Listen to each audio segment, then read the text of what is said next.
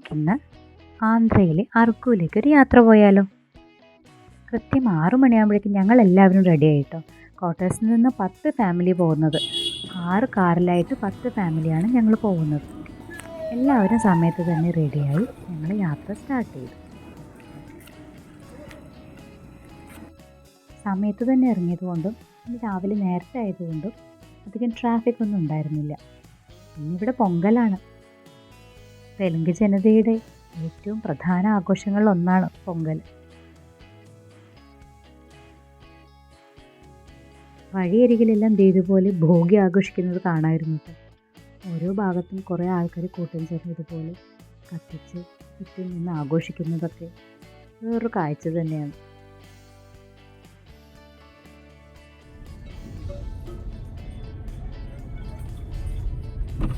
മക്കൾ നേരത്തെ എണീറ്റ് കളിയൊക്കെ തുടങ്ങി. അവർ ട്രിപ്പ് എൻജോയ് ചെയ്യാനുള്ള എക്സൈറ്റ്മെൻറ്റിലായിരുന്നു. പിന്നെ ഞങ്ങൾ മല കയറുന്നതിന് മുമ്പ് വഴിയരികിൽ കണ്ടൊരു ഹോട്ടലിൽ നിർത്തി രാവിലത്തെ ബ്രേക്ക്ഫാസ്റ്റ് എല്ലാവരും കഴിച്ചു. കാരണം കുറച്ചങ്ങോട്ട് പോയി കഴിഞ്ഞാൽ ഹോട്ടലുകളൊന്നും ഉണ്ടാവില്ല കേട്ടോ. അതുകൊണ്ട് താഴ്വാരത്തുനിന്ന് തന്നെ ഭക്ഷണമൊക്കെ കഴിച്ച് ഞങ്ങളെല്ലാവരും റെഡിയായി. ഹസ്ബൻഡ് 8 തവണയും ഞാൻ 4 തവണയും അർക്ക് പോയിട്ടുണ്ട്. പക്ഷേ ഫ്രണ്ട്സിൻ്റെ കൂടെയുള്ള യാത്ര അതൊരു വേറെ സുഖമാണല്ലോ. മോൻ്റെ കൂട്ടുകാരനും കുറച്ചൊരു ഞങ്ങളുടെ കൂടെ ഉണ്ടായിരുന്നു കേട്ടോ. മോൾക്കാണെങ്കിൽ ഉറക്കം വന്നു തുടങ്ങി. ഇത് അടിവാരത്ത് കാണുന്ന ഒരു മാർക്കറ്റാണ് കേട്ടോ. അത്യാവശ്യം തിരക്കുണ്ടായിരുന്നു. എല്ലാതരം പച്ചക്കറികളും ഉണ്ട്. എന്ത് ഫ്രഷായിരുന്നു എന്നറിയാം. പച്ചക്കറികളൊക്കെ കാണുമ്പോൾ തന്നെ നമുക്ക് വാങ്ങിക്കാൻ തോന്നും. മല കയറുമ്പോൾ പച്ചക്കറി ആവശ്യമില്ലാത്തത് കൊണ്ട് ഞങ്ങൾ ആരും വാങ്ങിച്ചില്ല. തിരിച്ച് വീട്ടിലേക്ക് വരുന്ന സമയത്ത് മാർക്കറ്റ് ഉണ്ടായിരുന്നെങ്കിൽ ഉറപ്പായും കുറച്ച് പച്ചക്കറികൾ എന്തായാലും വാങ്ങിച്ചായിരുന്നു. ഇത് അവിടെ കാണുന്ന കന്നുകാലി ചന്തയാണ് കേട്ടോ. അവിടെ നല്ല തിരക്കുണ്ടായിരുന്നു. ആന്ധ്രയിലെ ഊട്ടി എന്നറിയപ്പെടുന്ന സ്ഥലമാണ് അർക്ക്. അർക്ക് ഒരു ഹിൽ സ്റ്റേഷനാണ്. അല്ലൂരി സീതാരാമരാജു ഡിസ്ട്രിക്റ്റിലാണ് അർക്ക് വരുന്നത്.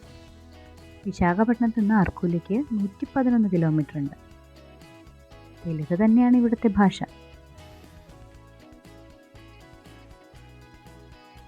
മോൾക്ക് ഏകദേശം ഉറക്കം വന്ന് അവൾ സൈഡായി.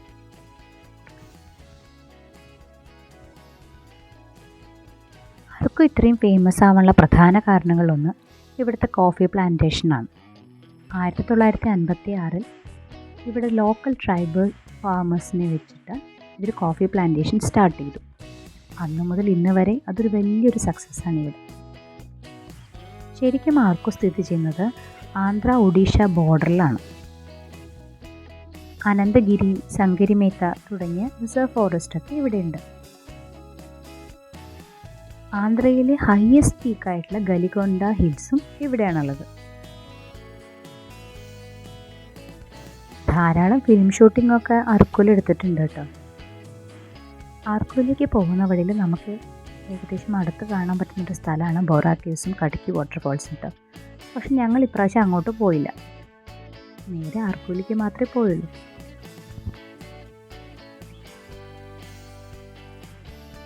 മോനും കൂട്ടുകാരനും എന്തൊക്കെയോ പറഞ്ഞ് കളിക്കുന്നുണ്ട്.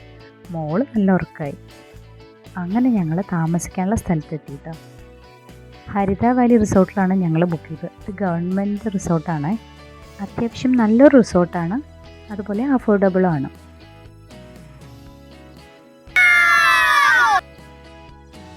ഇതാണ് മുറി. ഇതുപോലെ 10 ഫാമിലിക്കും ഇതേപോലത്തെ മുറിയായിരുന്നു കേട്ടോ.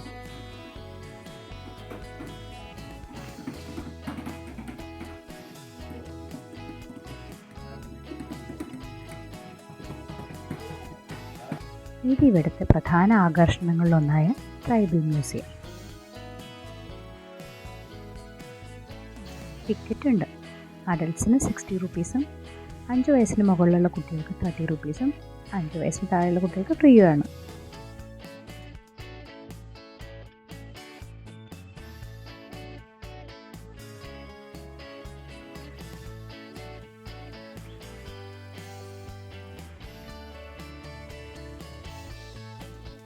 ഈ സ്റ്റാച്യൂവിൽ കാണുന്ന ആൾക്കാരുടെ മുഖം പോലെ തന്നെയാണ് കേട്ടോ ഇവിടുത്തെ ട്രൈബൽസിൻ്റെയൊക്കെ മുഖം.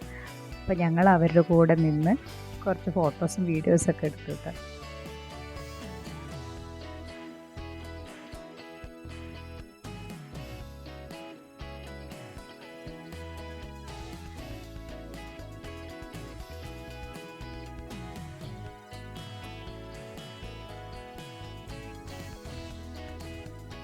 അവിടുത്തെ ആൾക്കാർ ഉപയോഗിച്ചിട്ടുണ്ടായിരുന്ന അവരുടെ പാത്രങ്ങളും അവരുടെ രീതികളും ഒക്കെ ആയിരുന്നു ട്രൈബൽ മ്യൂസിയത്തിൽ കൂടുതൽ കാണാനുണ്ടായിരുന്നത് കേട്ടോ.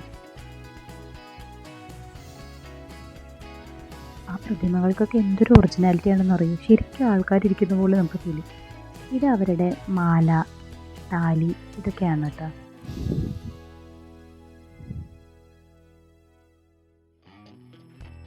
ഇത് അവരിപ്പോഴും ഉപയോഗിക്കുന്നതും ഉപയോഗിച്ചിരുന്നതുമായ പലതരം മൂക്കുത്തികൾ. ഇത് അവരുടെ അരപ്പട്ട.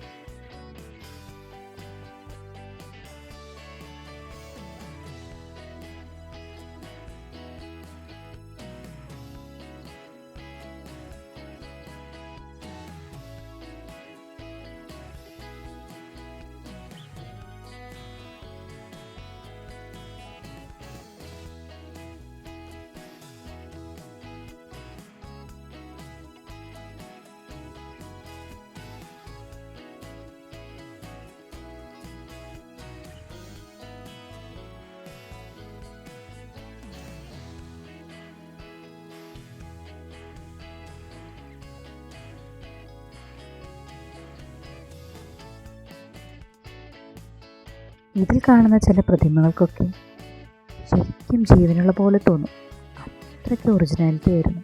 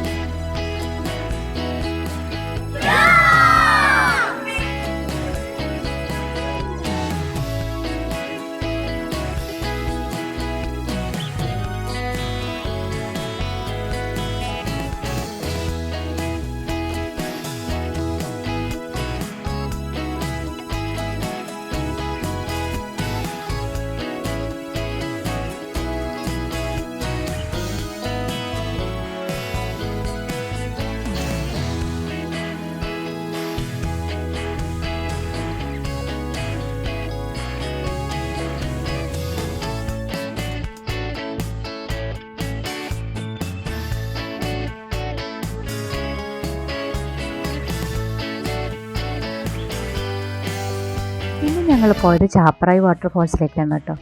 പൊങ്കൽ ലീവ് ആയതുകൊണ്ട് തന്നെ അത്യാവശ്യം നല്ല തിരക്കുണ്ടായിരുന്നു.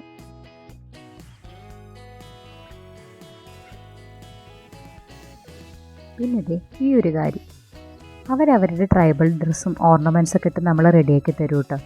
നമുക്ക് താല്പര്യം ഉണ്ടെങ്കിൽ 150 രൂപ കൊടുത്താൽ അവർ നമ്മൾ റെഡിയാക്കി അവരെ പോലെ ആക്കിത്തരും. എന്നാൽ പിന്നെ ഹസൻ നിർബന്ധിച്ചപ്പോൾ ഞാനും ചെയ്തു. ഡ്രസ്സ് ചെയ്തപ്പോൾ ഞാനും കുറച്ച് വീഡിയോസൊക്കെ എടുത്തു. അതാണല്ലോ അതിൻ്റെ ഒരു രീതി.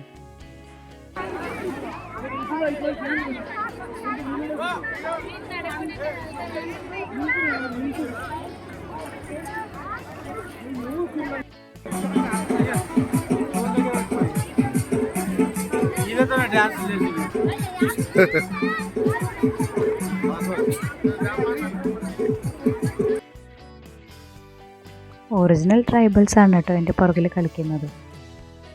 വേണമെങ്കിൽ നമുക്ക് അവരെ കൂടെ ചേർന്ന് ഡാൻസൊക്കെ ചെയ്യാം. ഒരാൾക്ക് 50 രൂപ കൊടുക്കണം, അത്രേ ഉള്ളൂ.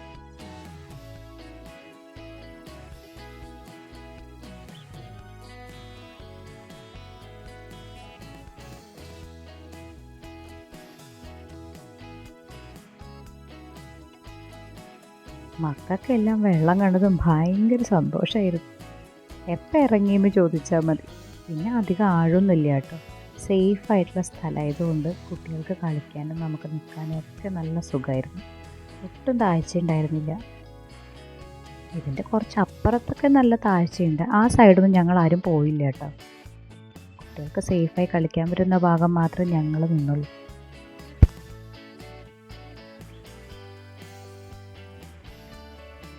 അവർ ശരിക്കും എൻജോയ് ചെയ്തു. അതിനിടയ്ക്ക് ഇതിനിടയിൽ കൂടെ ഇതുപോലെ ഓട്ടോറിക്ഷയും ജീപ്പും വണ്ടികളും എല്ലാം അങ്ങോട്ടും ഇങ്ങോട്ടും പോകുന്നുണ്ടായിരുന്നു. തൊട്ടപ്പുറത്ത് ഒരു ഗ്രാമമാണ്. അവിടെ നിന്നുള്ള ആൾക്കാരോ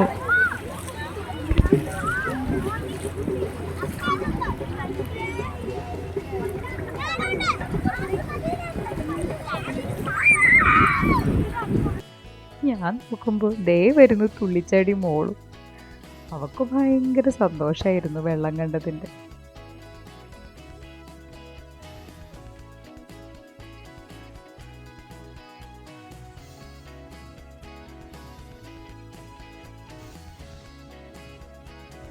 വീണ്ടും ഒരു വണ്ടി. ഞാൻ പറഞ്ഞില്ലേ, അങ്ങോട്ടും ഇങ്ങോട്ടും ഓരോ വണ്ടികളായിട്ട് പോയിക്കൊണ്ടിരിക്കുന്നുണ്ട്. പക്ഷെ അത് കാണാൻ ഒരു പ്രത്യേക രസമാണ് കേട്ടോ.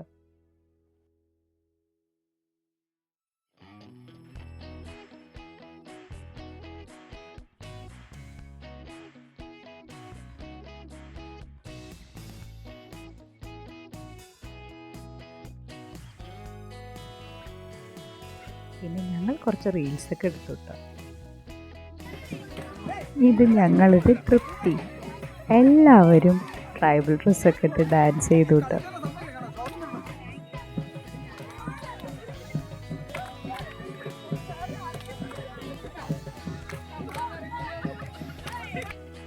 അവിടുത്തെ പരിപാടികളും അടിച്ചുപൊളികളൊക്കെ കഴിഞ്ഞ് ഞങ്ങൾ നേരെ പോയത് കോഫി മ്യൂസിയത്തിലേക്കാണ്.